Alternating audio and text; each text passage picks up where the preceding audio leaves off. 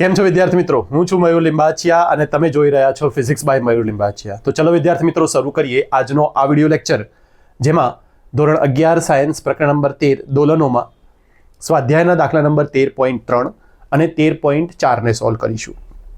વિદ્યાર્થી મિત્રો, દાખલા નંબર 13.3 ની રકમ બોર્ડ ઉપર આપેલી છે.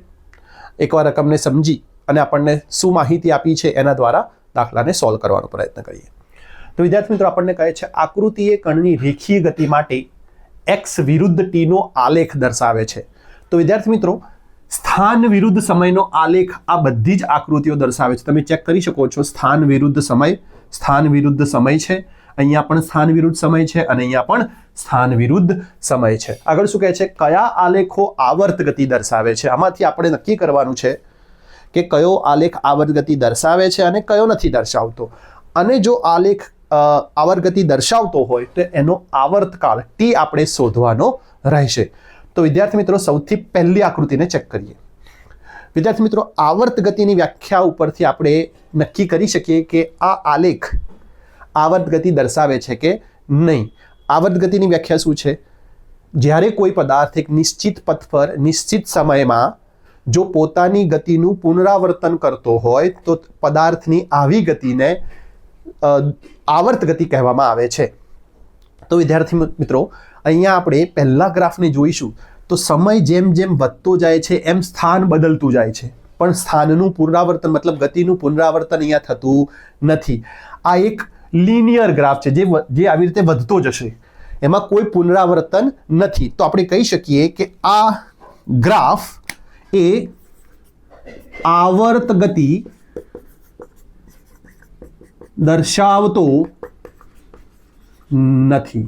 આવર્ત ગતિ દર્શાવતો નથી. ઓકે, હવે આવર્ત ગતિ નથી દર્શાવતો તો આવર્તકાળ શોધવાની જરૂર હોતી નથી. ચલો હવે આપણે બી તરફ જઈએ.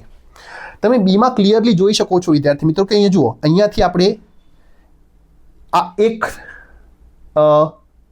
આપણે એને દોલન કહી શકીએ અને ગતિનું પુનરાવર્તન કહી શકીએ. તો અહીંયાથી જુઓ, ફરીથી એ પુનરાવર્તન થયું. એમ વિદ્યાર્થી મિત્રો આગળ પુનરાવર્તન થયા કરે છે. તમે ચેક કરો, અહીંયાથી જોશો તો એ એક બીજું દોલન, ત્રીજું દોલન, તો અહીંયા ગતિનું પુનરાવર્તન થાય છે. તો વિદ્યાર્થી મિત્રો, આપણે લખી શકીએ કે આલેખ આવર્ત ગતિ દર્શાવે છે જેનો આવર્તકાળ t બરાબર, હવે આવર્તકાળ શોધો તો તમે જો અહીંયાથી, જો અહીંથી ચેક કરો અથવા અહીંયાથી ચેક કરો, એક દોલન કેટલું છે બંને વચ્ચે? અહીંયા 1 છે, અહીંયા 3, તો બંને વચ્ચે શું થાય? t બરાબર 2 સેકન્ડ થશે. તો અહીંયા વિદ્યાર્થી મિત્રો તમે અહીંયા પણ ચેક કરી શકો છો. જુઓ તો શું આવ્યું? આ -3 છે બેટા, તો આ -1 અને -3, તો એની વચ્ચે શું થશે? આવર્તકાળ 2 સેકન્ડનો થશે. તો અહીંયા વિદ્યાર્થી મિત્રો આ આવર્ત ગતિ દર્શાવે છે અને એનો આવર્તકાળ 2 સેકન્ડનો છે. ચલો હવે સી તરફ જઈએ. તો સી તરફ તમે જુઓ, ગ્રાફ ગમે તેમ બદલાય છે. અહીંયા એનું એમ્પ્લિટ્યુડ કંઈક અલગ છે, શેપ કંઈક અલગ છે. અહીંયા એનું એમ્પ્લિટ્યુડ કંપ વિસ્તાર એ ખૂબ મોટો છે. સાથે સાથે આ બધાનો ટાઈમિંગ પણ જુઓ કંઈક અલગ અલગ છે. તો વિદ્યાર્થી મિત્રો આ ક્લિયરલી કહી શકાય કે આવર્ત ગતિ નથી, આ રેન્ડમ મોશન છે. બરાબર, અસ્તવ્યસ્ત ગતિ, રેન્ડમ મોશન. તો આપણે લખી શકીએ આલેખ આવર્ત ગતિ દર્શાવતો નથી. આલેખ આવર્ત ગતિ દર્શાવતો નથી, તો આવર્તકાળ લખવાની જરૂર આવતી નથી. ઓકે, ચલો હવે ડી તરફ જઈએ. તો ડીમાં તમે ક્લિયરલી જોઈ શકો છો કે ગતિનું પુનરાવર્તન થાય છે. અહીંયાથી ગણીએ તો આ પહેલું દોલન, બીજું દોલન, ત્રીજું દોલન અને આગળ જેમ જેમ આવ્યા કરશે. તો ક્લિયરલી કહી શકાય કે આલેખ આવર્ત ગતિ દર્શાવે છે જેનો આવર્તકાળ t બરાબર, હવે તમે આવર્તકાળ ચેક કરો તો કોઈ પણ એક પોઈન્ટથી પકડો. જુઓ આ 0, તો 0 અને આની વચ્ચે કેટલું થયું? 2 સેકન્ડ. અહીંયાથી સ્ટાર્ટ કરો તો આ બંને વચ્ચે કેટલું થયું?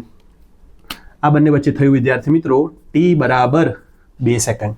તો અહીંયા વિદ્યાર્થી મિત્રો આનો પણ આવર્તકાળ 2 સેકન્ડનો જ છે. ઓકે, તો અહીંયા આપણે જવાબ શું લખી શકીએ? આનો જવાબ લખી શકીએ કે બી અને ડી આલેખ આવર્ત ગતિ દર્શાવે છે, જેનો આવર્તકાળ t બરાબર 2 સેકન્ડનો છે. તો વિદ્યાર્થી મિત્રો આ આપણો જવાબ થાય. બી અને ડી આવર્ત ગતિ દર્શાવે છે, જેનો આવર્તકાળ t બરાબર 2 સેકન્ડનો છે. તો આશા રાખું છું કે તમને આ દાખલો સમજાયો હશે. આ એકવાર તમે નોટ ડાઉન કરી લો, પછી આને ઇરેઝ કરી અને હું દાખલા નંબર 13.4 ને સોલ્વ કરાવીશ. વિદ્યાર્થી મિત્રો હવે આપણે દાખલા નંબર 13.4 ને સોલ્વ કરીશું, જેમાં આપણને રકમ કંઈક આ રીતે આપેલી છે. નીચેના વિધેયોમાં કયા સરળ આવર્ત ગતિ, આવર્ત પરંતુ સરળ આવર્ત ન હોય અને બિન આવર્ત ગતિ દર્શાવે છે? તો આપણે નક્કી કરવાનું છે વિદ્યાર્થી મિત્રો કે આપણને જે આ બધા વિધેયો આપેલા છે, 6 વિધેય આપેલા છે, 6 માંથી કયું સરળ આવર્ત ગતિ, સરળ પરંતુ આવર્ત પરંતુ સરળ આવર્ત ન હોય અને બિન આવર્ત, આ નક્કી કરવાનું છે. અને જો એ આવર્ત ગતિ હોય તો તમારે એનો આવર્તકાળ દરેક કિસ્સામાં લખવાનો રહેશે. તો વિદ્યાર્થી મિત્રો પહેલા આપણે આ બંને વિધેય એ અને બી વિધેયને ચેક કરીએ કે શું દર્શાવે છે. તો જુઓ જરા, ફર્સ્ટ વિધેયને જો હું લખવાનો ટ્રાય કરું તો કંઈક આ રીતે લખી શકીશ, √2/√2 sin omega t minus cos omega T. હવે જો આ નીચેના √2 ને છેદમાં જે √2 છે ને અંદર લઈ જઈશ તો લખી શકાય કંઈક આ રીતે કે √2 sin omega T 1/√2 minus cos omega T 1/√2. Okay, હવે આપણને ખબર છે કે sin 45 એટલે π/4 કેટલી વેલ્યુ થાય? 1/√2. એવી જ રીતે cos 45 મતલબ π/4, તો એની પણ વેલ્યુ કેટલી થાય વિદ્યાર્થી મિત્રો? √2. તો શું હું આની જગ્યાએ આ અથવા આ મૂકી શકું? મૂકી શકાય. તો જુઓ જરા હું શું લખું છું next, √2 sin omega T cos π/4, મેં આની જગ્યાએ શું મૂક્યું? આ મૂક્યું, minus cos omega T sin π/4. તો વિદ્યાર્થી મિત્રો આ sin alpha cos beta minus cos alpha sin beta આ સૂત્ર છે. તો જો આપણને ખબર છે કે અહીં sin આલ્ફા માઇનસ બીટાનું સૂત્ર વપરાય છે. શું છે sin આલ્ફા માઇનસ બીટાનું? sin alpha cos beta minus cos alpha sin beta. તો જો અહીંયા આલ્ફાની જગ્યાએ ઓમેગા ટી છે, બીટાની જગ્યાએ π/4 છે. તો શું લખી શકું આ વિધેયને? હવે √2 sin ઓમેગા ટી માઇનસ π/4. તો જુઓ આલ્ફાની જગ્યાએ ઓમેગા ટી, બીટાની જગ્યાએ માઇનસ π/4. હવે આને કોની સાથે સરખાવીએ? એ sin ઓમેગા ટી પ્લસ 5. તો આપણે સરળ આવર્ત ગતિના સૂત્ર સાથે સરખાવતા આપણને સરળ આવર્ત ગતિ દર્શાવતું જણાય છે. તો લખી શકાય ઉપરનું વિધેય સરળ આવર્ત ગતિ દર્શાવે છે. કેમ? તો આને આપણે સરખાવી શકાય એ sin ઓમેગા ટી પ્લસ 5 સાથે, જે આપણે સરળ આવર્ત ગતિનું સૂત્ર છે. હવે આપણને આવર્તકાળ શોધવાનો છે. તો ઓમેગા ટી હોવાના કારણે ઓમેગા બરાબર 2π/t, ધેરફોર ટી બરાબર 2π/ઓમેગા, એનો આવર્તકાળ થશે. અને કળા કેટલી આવી? -π/4. તો વિદ્યાર્થી મિત્રો આ તમારું પહેલું વિધેય છે. અને પહેલું વિધેય શું દર્શાવે છે? સરળ આવર્ત ગતિ દર્શાવે છે. ઓકે, ચલો હવે આપણે બીજું વિધેય જોઈએ. હવે બીજા વિધેયમાં તમારે એક સૂત્રનો ઉપયોગ કરવો પડશે. શું સૂત્ર છે? તો કંઈક આવું સૂત્ર છે, sin ની 3 ઘાત થીટા બરાબર 3 sin theta minus sin 3 theta ભાગ્યા 4.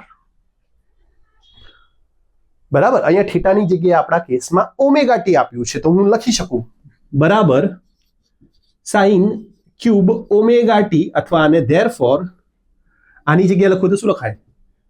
3 sin omega t minus sine 3 omega T ભાગ્યા 4.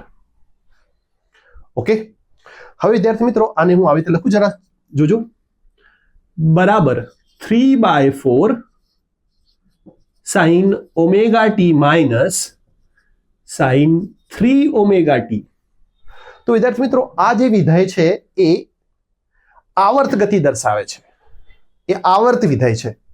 આ પણ કેવું છે? આવર્ત વિધેય.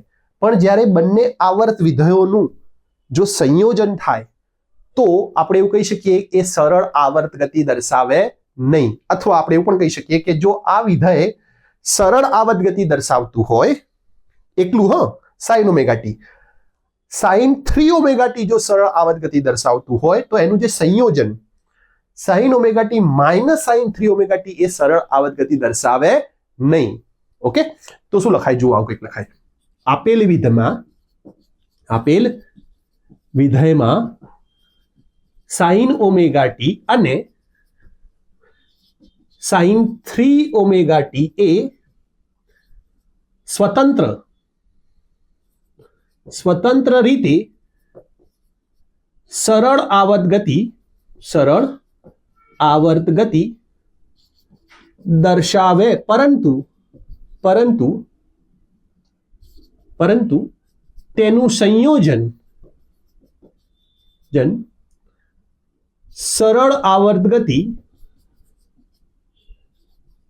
દર્શાવતું નથી. બરાબર. તો હવે જે સંયોજન આપણને આપ્યું ને, તો આ વિધેય છે ને, એ વિધેય કોનાથી બને છે? આ બંનેથી બને છે, એના સંયોજનથી બને છે. તો એ સરળ આવર્ત ગતિ દર્શાવતું નથી, પરંતુ આવર્ત છે. કેમ આવર્ત છે? તો જુઓ, બંને ઇન્ડિવિડ્યુઅલ આવર્ત છે. તો આના આવર્તકાળ લખીએ તો જો સાઇન ઓમેગા ટી નો હું આવર્તકાળ લખું તો ટી બરાબર 2π/ω આવે, અને સાઇન 3 ઓમેગા ટી નો લખું તો 3 ઓમેગા બરાબર 2π/t. તો ટી બરાબર શું લખી શકાશે? ટી બરાબર 2π/3 ઓમેગા. તો આ એનો આવર્તકાળ છે. ઓકે, તો જુઓ આ વિધેય કેવું બનશે? આ વિધેય આવર્ત બનશે, પરંતુ સરળ આવર્ત નહીં બને. ઓકે, અને આવર્ત બનતું હોવાથી આપણે એના શું શોધી લીધા? આવર્તકાળ શોધી લીધા છે. તો આશા રાખું છું કે તમને બંને વિધેય સમજાયા હશે. આ બંનેને નોટ ડાઉન કરી લો, પછી આને ઇરેઝ કરી વિધેય નંબર સી અને ડી ને હું સમજાવીશ. ઓકે વિદ્યાર્થી મિત્રો, હવે વિધેય સી અને ડી.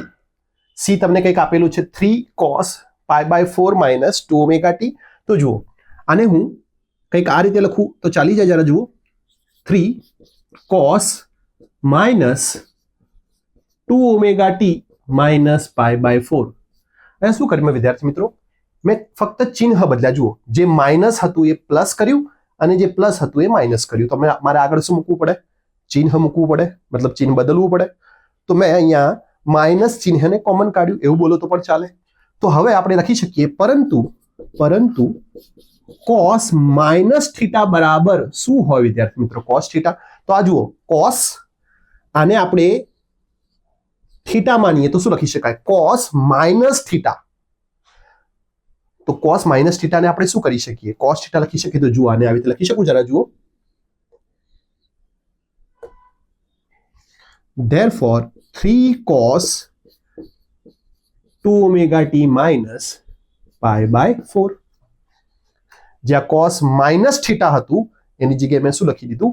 cos થીટા લખ્યું. તો હવે વિદ્યાર્થી મિત્રો આને આપણે સરખાવો a cos omega t plus કે માઇનસ 5 સાથે સરખાવો તો આ વિધેય કેવું બને છે? આ તમે સરળ આવર્ત ગતિના સૂત્ર x of t બરાબર a sin કે cos ઓમેગા t પ્લસ 5 સાથે સરખાવી શકો છો. તો લખી શકાય કે આપેલ વિધેયને સરળ આવર્ત ગતિના સૂત્ર સાથે સરખાવી શકતા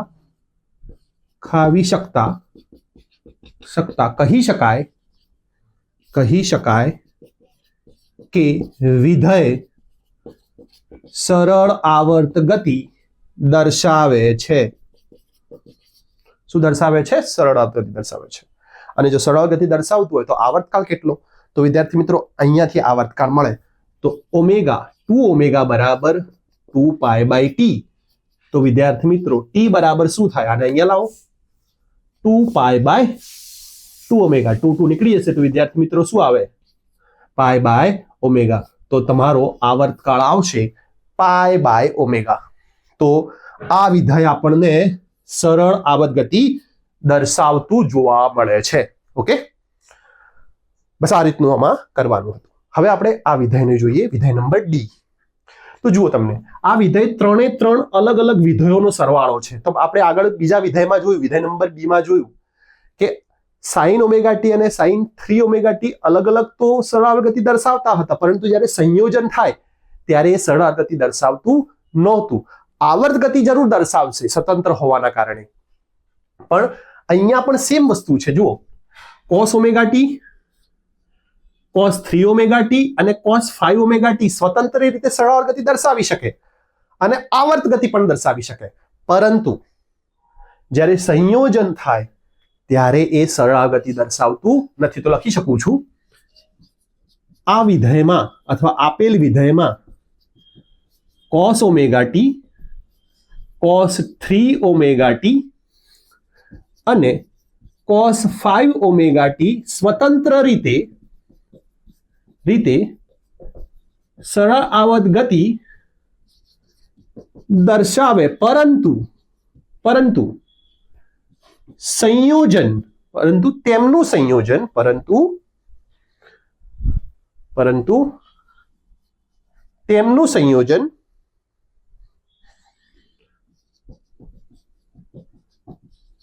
તેમનું સંયોજન સરળ આવર્ત ગતિ દર્શાવતું નથી. પરંતુ આ અલગ અલગ જ્યારે હોય ત્યારે જો સરળ આવર્ત ગતિ દર્શાવતું હોય કે આવર્ત ગતિ દર્શાવતું હોય તો આપણે એમનો શું શોધવો પડે વિદ્યાર્થી મિત્રો? આવર્તકાળ જરૂરથી શોધવો પડે. તો પહેલાનું હું લખું તો શું લખી શકું? cos ઓમેગા ટી માટે આવર્તકાળ શું આવશે? ટી બરાબર 2 પાઈ બાય ઓમેગા. એ તો ઈઝી છે. હવે આનું લઈએ, cos 3 ઓમેગા ટી માટે ચેક કરો. તો અહીંયા 3 ઓમેગા છે, તો 3 omega is equals to 2 pi by T. તો ટી શું લખાય? ધેરફોર ટી બરાબર 2 પાઈ બાય 3 ઓમેગા. તો જુઓ, 2 પાઈ બાય ઓમેગા ને શું લખું? ટી લખી શકું? તો જુઓ, આ કિસ્સાની અંદર આને હું T1 કહું અને ટી કહું, માનો કે આને આપણે હવે T1 કહીએ તો T1 ને શું લખાય? ધેરફોર T1 બરાબર આ જુઓ, આ શું થશે? ટી થશે કે નહીં? તો ટી બાય 3 લખાય. ઓકે, શું લખાશે? T by 3. એવી રીતે 5 માં જુઓ, cos 5 ઓમેગા ટી માં શું આવે? 5 omega is equals to 2 pi by T. તો વિદ્યાર્થી મિત્રો આને જો T2 કહું તો શું લખાય? T2 બરાબર 2 પાઈ બાય 5 ઓમેગા. તો આ શું છે વિદ્યાર્થી મિત્રો? ટી છે. તો ધેરફોર T2 બરાબર ટી ભાગ્યા 5. તો વિદ્યાર્થી મિત્રો કંઈક આ રીતે આપણે આના અને આના આવર્તકાળને ટીના સ્વરૂપમાં લખ્યા છે. ઓકે, તો આશા રાખું છું કે તમને વિધેય નંબર સી અને ડી સમજાયું હશે અને તમે નોટ ડાઉન કરી લો. પછી હું ઇરેઝ કરી અને વિધેય ઈ અને એફ જે છેલ્લા બે વિધેય છે એ પણ આપણે અહીંયા ચેક કરી લઈએ કે કયું આવર્ત વિધેય દર્શાવે છે, કે બિન આવર્ત દર્શાવે છે કે પછી સરળ આવર્ત દર્શાવે છે. ઓકે વિદ્યાર્થી મિત્રો, હવે વિધેય ઈ અને એફ બંને આપણે ચેક કરીશું કે કયું આવર્ત બિન આવર્ત કે સરળ આવર્ત છે. તો જુઓ, આ વિધેય છે એમાં એક્સપોનેન્શિયલ મતલબ સતત વધતું કે ઘટતું. અહીંયા માઇનસ ચિહ્ન છે તો આપણે એવું કહી શકીએ કે આ વિધેય સમય સાથે સતત ઘટતું રહેશે, કેમ કે માઇનસ ચિહ્ન છે. તો લખી શકાય આપેલ વિધેય સમય સાથે સતત ઘટતું હોવાથી તે બિન આવર્ત વિધેય છે. બરાબર. અને તો પછી હવે આને ચેક કરીએ, આનું શું આવે જરા જુઓ. તો આ વિધેયમાં 1 + omega T + omega square T square આપેલું છે. તો જુઓ અહીંયા સમયની વેલ્યુ મૂકીશ તો આ વિધેય વધશે. ફરીથી સમયની કોઈ બીજી વેલ્યુ મૂકું તો ફરીથી વધે, કેમ કે અહીંયા ગુણાકારમાં અહીંયા વર્ગ છે. તો લખી શકાય કે આપેલ વિધેયમાં સમયના મૂલ્યને વધારતા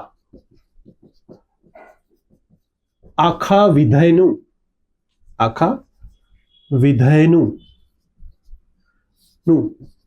મૂલ્ય પણ સમય સાથે વધતું હોવાથી તે બિન આવર્ત વિધેય છે. કેવું છે? બિન આવર્ત વિધેય છે. તો આશા રાખું છું કે તમને વિદ્યાર્થી મિત્રો આ જે દાખલો છે 13.14 એ સમજાયો હશે. જો દાખલો સમજાઈ ગયો હોય, મારી ટીચિંગ મેથડ સમજણ પડતી હોય, તમને ઇન્ટરેસ્ટિંગ લાગતું હોય, સરળ લાગતું હોય તો પ્લીઝ ચેનલને સબસ્ક્રાઇબ કરો. તમારા ફ્રેન્ડ સાથે આ વિડીયોઝને જરૂરથી શેર કરો અને લાઇક કરવાનું ભૂલશો નહીં. હવે આપણે મળીશું નેક્સ્ટ વિડીયો લેક્ચરમાં. ત્યાં સુધી બધા વિદ્યાર્થી મિત્રોને થેન્ક્સ ફોર વોચિંગ.